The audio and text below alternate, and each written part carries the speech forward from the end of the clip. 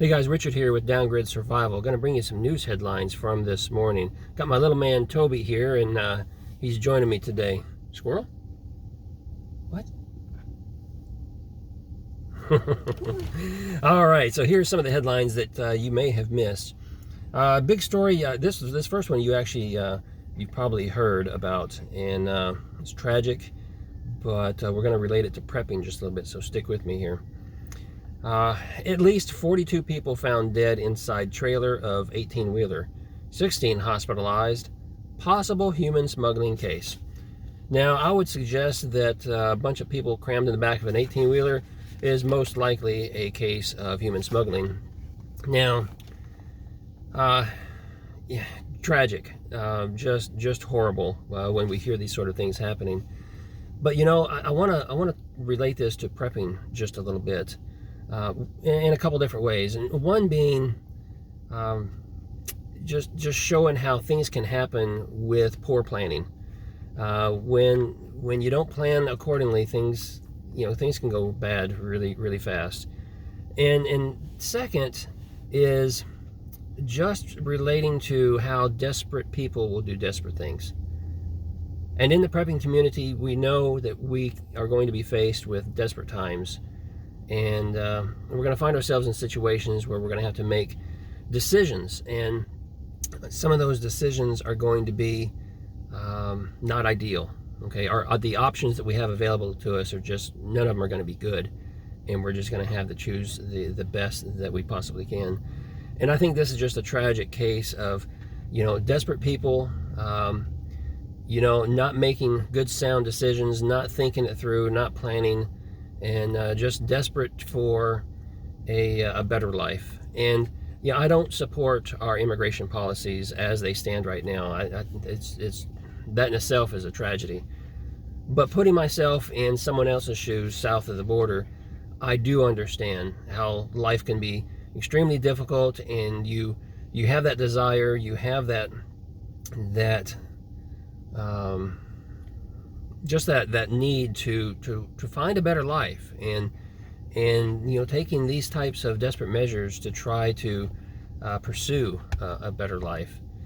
And it certainly ended tragically for a lot of folks, and that's just unfortunate. Moving on, Grand Canyon reports 118 cases of gastrointestinal illness that closely resembles with highly contagious neurovirus. Now, this one was kind of interesting. So in the Grand Canyon, between the months of May and June, they've had 118 cases where people have just gotten violently sick. And the illness that they're getting, they suspect, a neurovirus. They're getting sick soon after, coming in contact with whatever it is they come in contact with. And they're getting violently sick, just violent. And it's happening with people who are rafting on the river, people who are hiking. So it's happened to quite a number of people. And, I think this is a good example of how when the grid goes down, people are going to be out looking for water, and they're going to be drinking water, and they're going to be looking for food, and they're going to be scavenging. And this is how quickly, people can get deathly ill by not taking the necessary precautions, and not trying to clean and filter the water, and with careful food handling. So that was an interesting story. I'll try to link to it below maybe, and you can go read it. As it turns out, there was a young lady that was hiking that had the satellite device that I forget the name of it, but you click the button and it sends a signal for help. And she ended up using that to help these groups of people that she kept finding that were ill, because cell phone reception just was non-existent. But yeah, just a warning to all of us. Make sure you have good water filtration, and take those necessary steps. Especially when the grid goes down, because it's going to be so easy to get very sick. World faces food shortage catastrophe, warns UN chief. We keep hearing this from different government bodies. We don't hear it here in the United States. News media occasionally talks a little bit about the food crisis, but not much. But people around the world, government bodies around the world, are sounding the alarm, and they're talking about it, and they're warning their people, and we just don't hear enough about it here. Yeah, the word needs to get out that things are going to get bad. Things are going to get bad.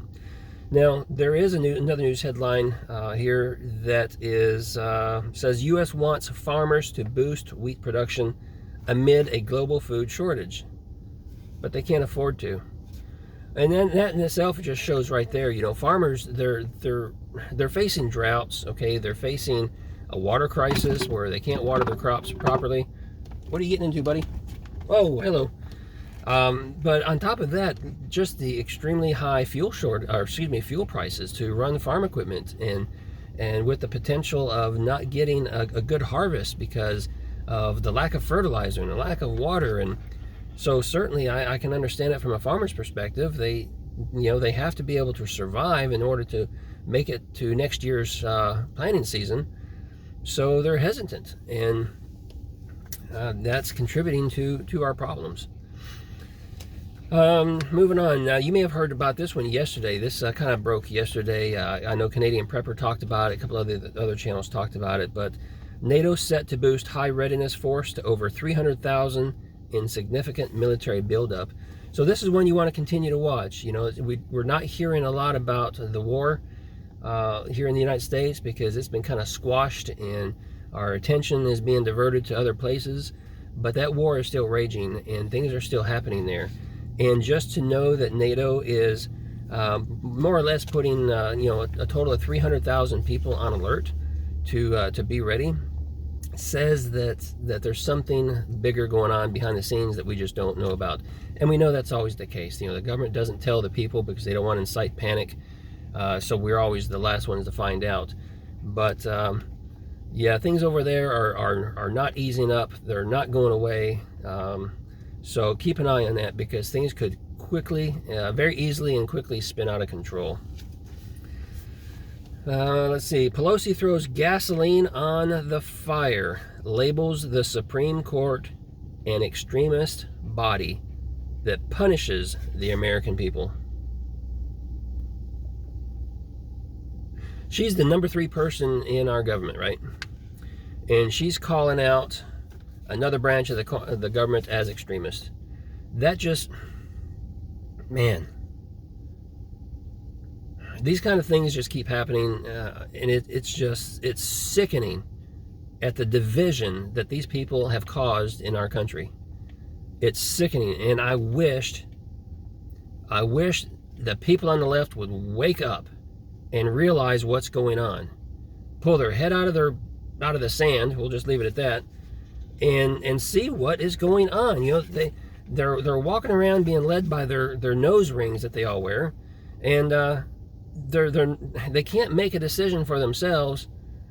They can't think for themselves because the government tells them how to think and how to act and what to do and where to go and where to stand, right?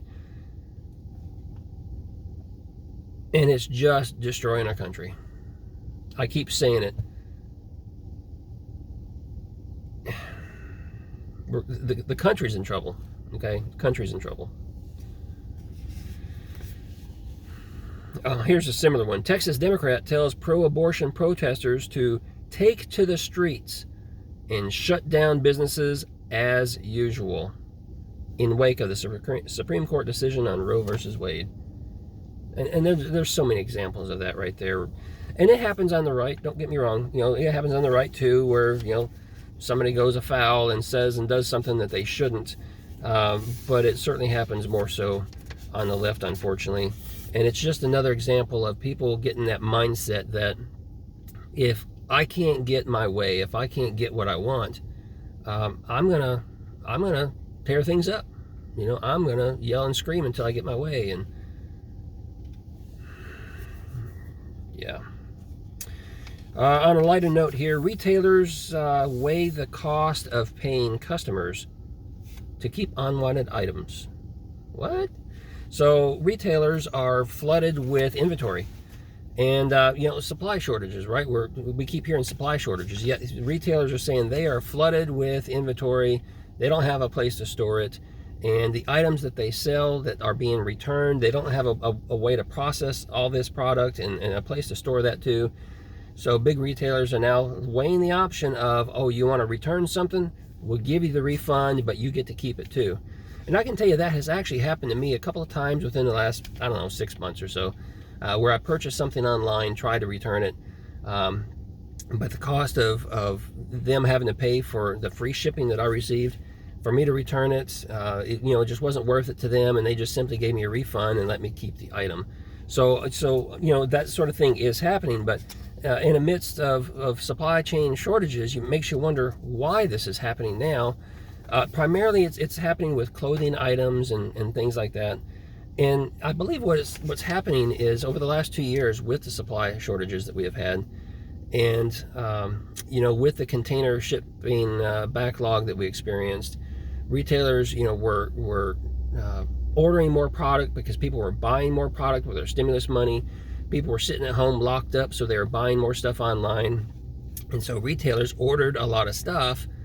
Then there was the backlog, and now the floodgates have opened and all these containers are being delivered, and all of a sudden they've got more product than what they can handle, because remember, they're used to that just-in-time delivery, order just enough, it gets here just in time for us to get it on the shelf and sell it and keep moving, because very few retailers have much of a storage space these days.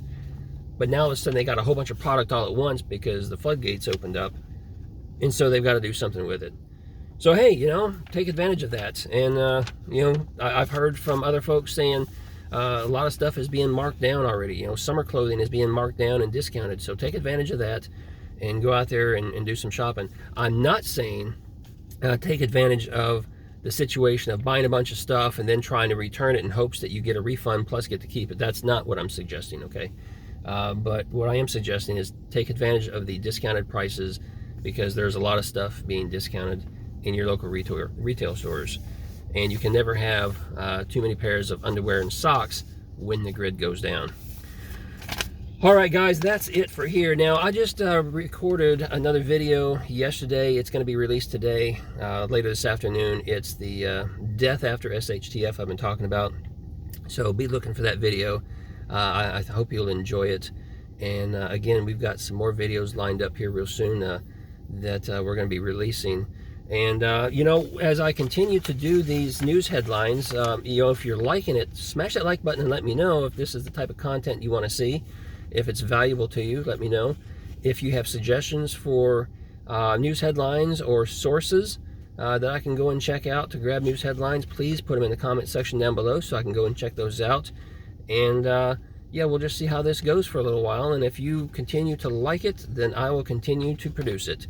And until then, till next time, I'll see you in the next video.